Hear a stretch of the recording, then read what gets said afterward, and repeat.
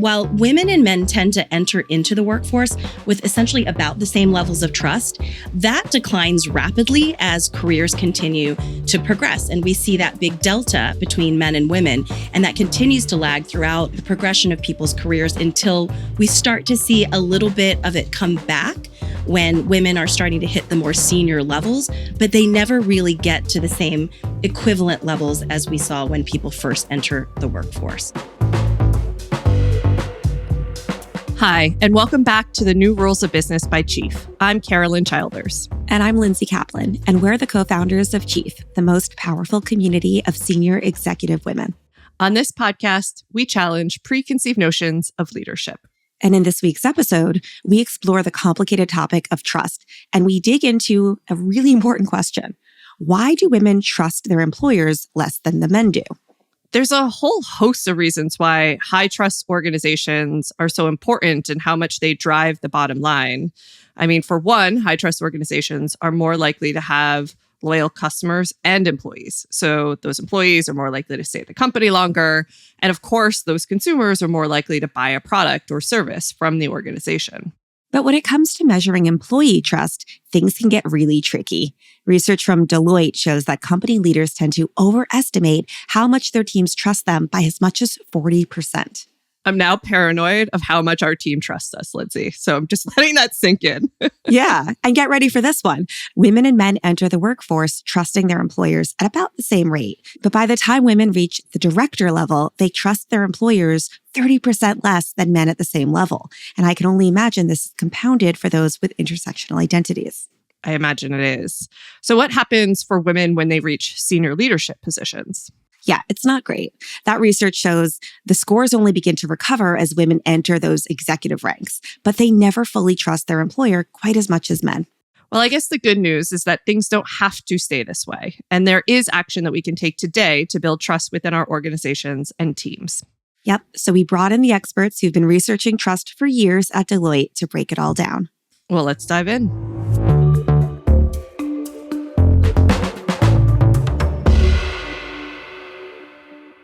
Today, I'm so excited to be sitting down with Wenny, Katzenstein, and Jasmin Jacks. Wenny is a founding member of Chief and the managing director of technology, media, and entertainment at Deloitte.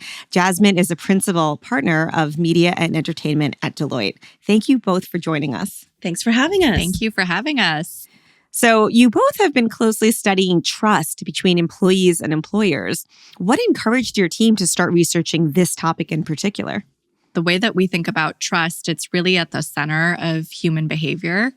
And through our research, we actually saw really strong benefits around trust.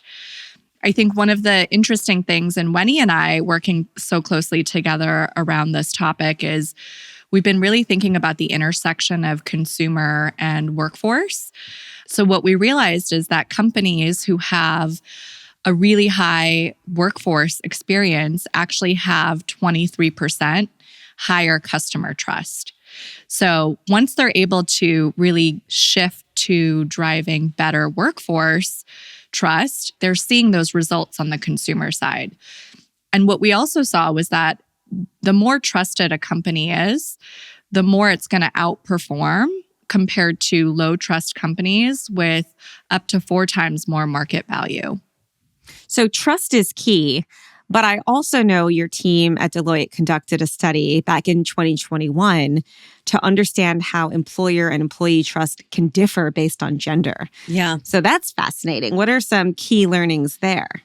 Yeah. Well, we absolutely love talking about how that can actually inform the way both, as Jasmin talked about, employers approach their workforce, as well as what that actually means to the bottom line. Trust is actually not what we would consider monolithic. It's actually very multidimensional, just as humans are very multidimensional. And so when we went into our research, we did quite a bit of extensive work just trying to understand what actually makes up somebody's trust. For example, your trust and my trust might be the same at the base level, but really there's a number of underlying factors that are going to drive that. And so what we were able to do on the Deloitte side is really define it in 4 different factors. One is around the idea of humanity, which is, in this case, whether or not my employer demonstrates empathy and kindness towards me. There's also the element of transparency. Does this employer actually use straightforward language and plain language, frankly, that I'm going to understand to share information about my workforce experience, the motives of the organization, and decisions that ultimately matter to me? There's a third piece around capability, which is whether or not my employer provides a good work experience for me and really gives me the resources I need to do my job. And then the fourth one is really about reliability. Is this something where my employer is consistent and dependably delivers upon commitments they make to me as an employee? So using that as a backdrop, what we found were a couple of different things. Number one, maybe not surprising to most people, but company leaders tend to overestimate what their employees' trusts are by a factor of about 40%. Wow. And this is something we've seen repeatedly, not just from an overall perspective, but also when we've looked at it from an industry perspective. So Jasmin and I spent a lot of time in the media and entertainment industry. We've seen the same sort of responses in terms of where leadership thinks things are versus the employee base. I think the other piece as it relates to the gender component, which of course is really important to us here at Chief, is that while women and men tend to enter into the workforce with essentially about the same levels of trust, that declines rapidly as careers continue to progress. And we see that big delta between men and women. And that continues to lag throughout the progression of people's careers until we start to see a little bit of it come back when women are starting to hit the more senior levels, but they never really get to the same equivalent levels as we saw when people first enter the workforce. So it's a big topic. It's one that we'd love to see more employers and companies talk about because it has a demonstrable impact to what companies can do to the bottom line. Yeah. What are some of those contributing factors? My brain immediately goes to both experience and years within the workplace, as well as caregiving and the responsibility piling up as women age into that responsibility. Jasmin and I have very, very long conversations about this because, certainly there's a whole cohort of women who are caregivers, whether that's for parents, that's for children. There's also many women who aren't necessarily caregivers, but all of these individuals are still impacted by things like pay equality, for example, and, performance assessment. These things happen very early, and it's not just about caregiving alone, although I think obviously that has an outsized impact to the women in the workforce, but it's not necessarily equal for everybody. So one of the things that we saw in our research was actually by the time women reach the director level, when we look at their levels of trust for their employers, it's actually 30% less than men at the same level. Wow. So there's a really big gap there, even for more senior women, where you would expect, potentially that gap would close, right? And I think there's a couple of contributing factors. I think Wenny hit on a few of them. One of the places that we've talked to a lot of our, clients about is really looking at the end-to-end talent lifecycle and assessing where there may be unintentional biases in some of those core talent processes. So this could look like how the performance management is set up. How are you evaluating top performers? How objective is that? What are those criteria, right? And are they favoring one gender over another, right? Just inherently by how that's defined or designed in the organization. And where we've been really leaning in with our clients is taking apart each part of that talent lifecycle and assessing where some of those gaps may exist in the design of those systems and the outcomes that they're driving. And then 2, actually redesigning end-to-end that process with a lens built in for equity directly within that process. A couple other factors are some of the policies, right? So some of the policies that actually were created to promote equity between men and women, such as flex time, for example, or performance-based comp, actually don't tend to benefit women as much or in the same ways as they do for men. So one of the things that we're seeing is, women are actually having a 5-point trust gap around companies that deploy some of those practices like flexible working hours, right? And so I think what that's pointing to is that when women feel like they're taking advantage of some of these practices that may, support them, let's say they're a working parent, they can actually be perceived as being less dedicated and may feel like they're going to be penalized over that. So being overlooked for certain promotions or opportunities within that organization. I want to dig in a little deeper to your research. I imagine that the trust gap for women is probably bigger for those with intersecting identities. Did that come up in your research as well? Yeah. Listen, across the board, women have less trust in their employer across all races, all ethnicities. That being said, there are actually some key differences. And in particularly, the greatest gap is actually with Black employees. And both women and men within the Black population have a really deep gap relative to their counterparts. We also see a gap with our Caucasian and Asian employees as well, but not to the same degree as our Black employees. And we know that there is a larger systemic issue as it relates to the equity component that Jazz spoke about, specifically as it relates to Black and female employees. So how can leaders test DEI policies to ensure that they're promoting trust and operating as intended? Because you mentioned how flexible work schedules don't always yield the results we want for employees. So what is the best practice for a leader who's trying to create an equitable environment and build trust in a way that's fair to everyone? Yeah. I think a lot of it is about context, Lindsay. Context, understanding, listening, and really beginning, maybe selfishly from our perspective, measuring, right? I think really giving some true understanding of baseline, because every company is also different, right? But starting to ask, whether or not your employees of different cohorts really do truly feel like you care about their well-being. Are they being assessed in ways that really kind of think about and take into consideration what may be on surface, very different than what's actually happening underneath the surface? Yeah, just one thing I would add, Wenny, I think when I look back at my career at Deloitte and other places that I've worked, I think one thing that's been really helpful for me is having leaders, not only to your point, understanding, providing that context, listening, but also role modeling, right? I think having more senior women, one, just in the workforce, right? But those that are also role modeling, it's okay to take the full leave benefit and you can still be successful when you come back. Really being intentional about what they model for the rest of the workforce has been really helpful. And then conversely, I think having our male leaders also modeling behaviors. So one of the things that we have at Deloitte is parental leave for men as well in the workforce now. And the more and more that we're seeing men take advantage of some of these benefits that historically, may have impacted women in a negative way, I think it's really starting to even the playing field a little bit more and making it more acceptable to take those leaves and come back and get back in the rhythm of things. So if we could break this down into two parts. The first is, what are the workplace policies that companies can implement in good faith to build trust? And then the second part of this question is, what can individual leaders do who maybe can't impact policy, but can lead in a way that is building trust for both themselves as managers, as well as trust in their culture and the team?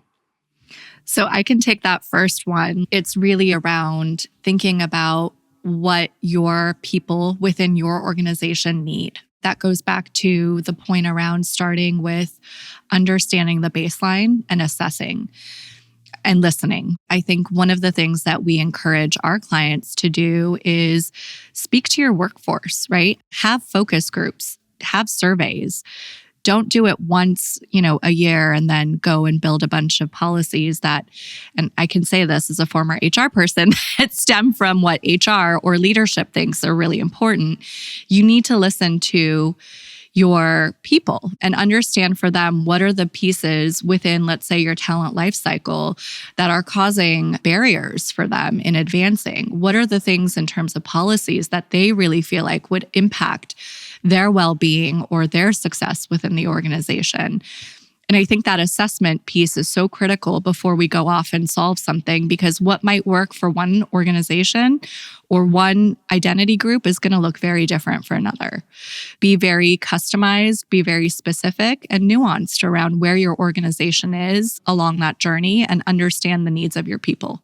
Yeah, and I think your question, Lindsay, in terms of what can individual leaders do, there's flavors of exactly what Jasmine's talking about that leaders themselves should be taking into consideration in terms of, again, context, listening, asking questions, being open to feedback and understanding how you can also be a champion for your individual groups that you lead.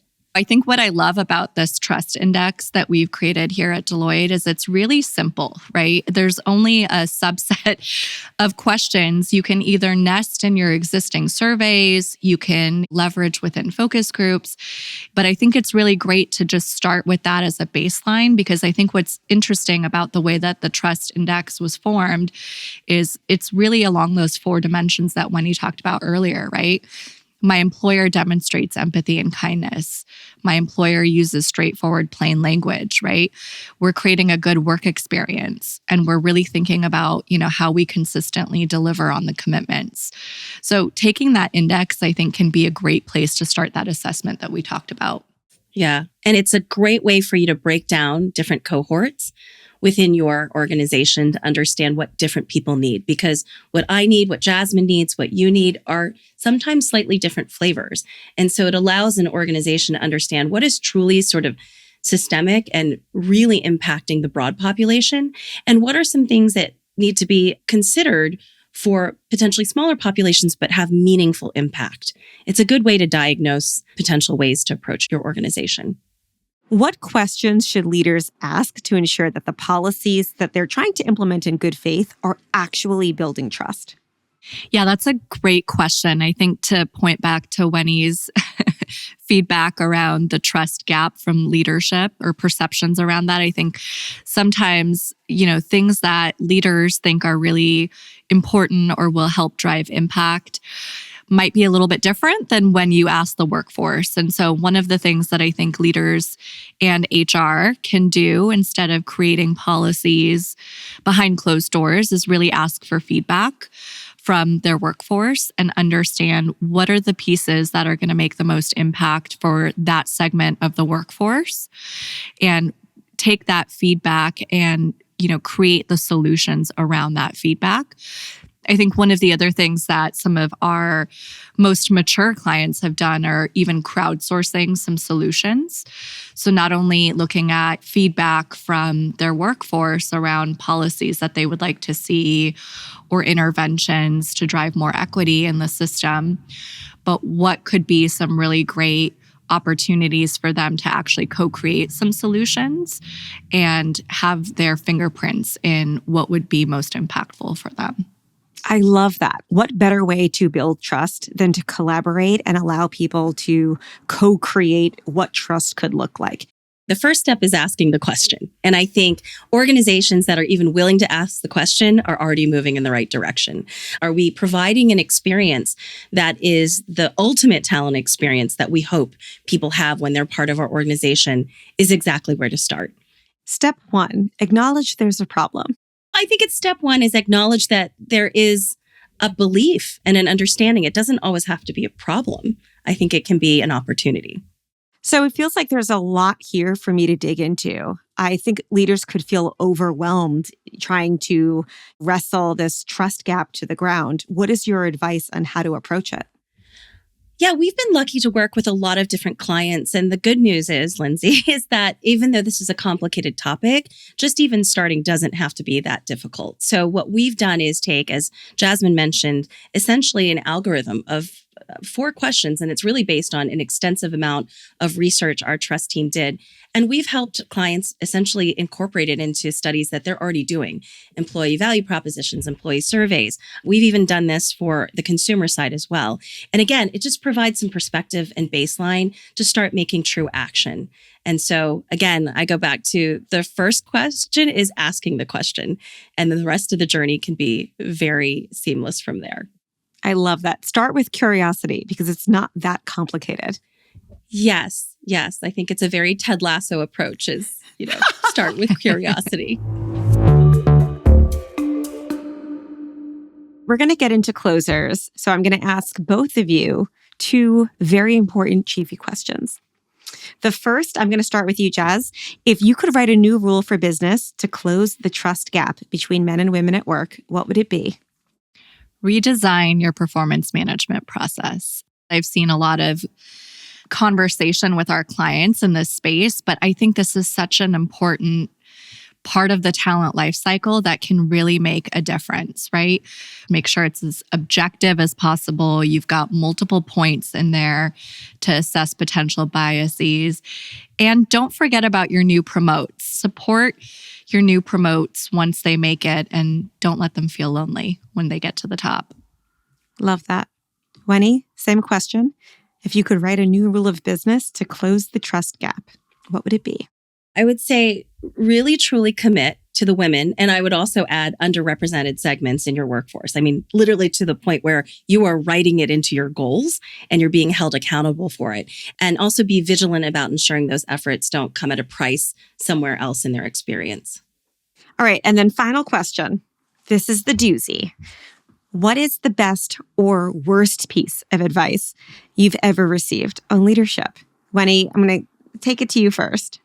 So at Deloitte, we talk a lot about followership, but this is a piece of advice that came to me very early on at the beginning of my career. It's not just about who is ahead of you or in front of you, but those who are behind you and support you.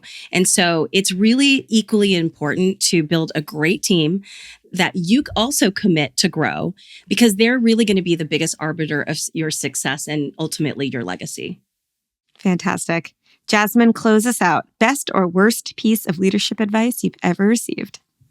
Okay, I'll go with best as well. Curate a board of directors around you.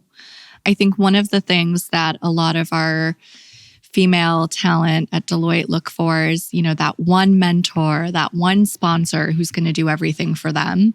And one of the best pieces of advice I got early on in my career was look at who's supporting you.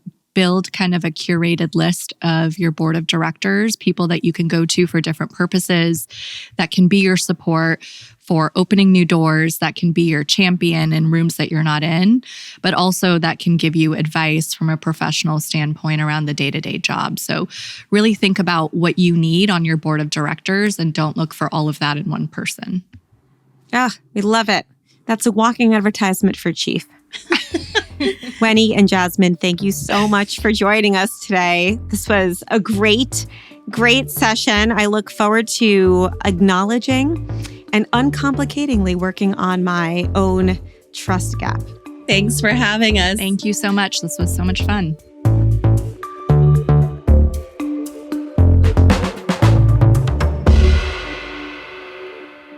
Thanks again to Wenny and Jasmin for joining us on the podcast.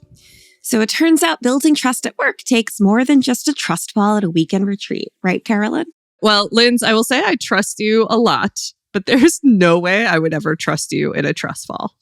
I mean, you've got 6 inches on me. So I feel like if you fell into me, A, I would not be prepared because I'd be zoning out, staring off into space. And B, I would probably just noodle arms. Not raise my Let's arms admit in it. time. Noodle arms. Okay, I have noodle arms. But you would catch me. Well, even though, Lindsay, I would always catch you if you fell, trust does take continuous effort and attention, especially in the workplace. But building trust is not as complicated as we tend to think. The first step is for leaders to ask questions about trust. You need to get a sense of the baseline experience for your team. What are everybody's unique needs at your organization? And look at the entire employee lifecycle and where might bias be creeping in. So policies like flex time are great in helping support gender equity, but they don't work if women are then reprimanded in their performance reviews for taking time off. Absolutely. And another big takeaway I had from that research is just how important it is to support newly promoted employees who have reached that leadership and executive level. This is a moment where you would assume that there would be equality in how women and men trust their employer, but women still trust their employer less, even as they rise on that leadership journey. Ugh, not good. And high trust organizations are high performing organizations. So what do you say, Linz? Since trust falls are out, at least for us, what's the new trust fall? Ask questions, survey your employees, and understand that trust is multifaceted and everybody has different needs. But sometimes trust falls can still be fun. Ready? Are you ready? Trust fall. And with that, we will see you next week, listeners. Don't miss out on all of our Chief content. You can get more podcast episodes by following the new rules of business on your favorite podcast app. And if you want to learn more about Chief, just head to our website, chief.com. Chief is the most powerful community for senior executive women, designed to create meaningful connections with fellow executive leaders that'll unlock transformative outcomes for your career. Thanks to Sharon Yee, Courtney Conley, Mercy Harper, and Mason Melton at Chief, and to our entire production team, Pod People. Our music is by Colin Hatch. I'm Carolyn Childers. And I'm Lindsay Kaplan. Thanks again for listening. Can we play Billy Joel, Matter of Trust? 1, 2, a 1, 2, 3, 4. That's about all I know. It's not the first time Lindsay and I have had to duet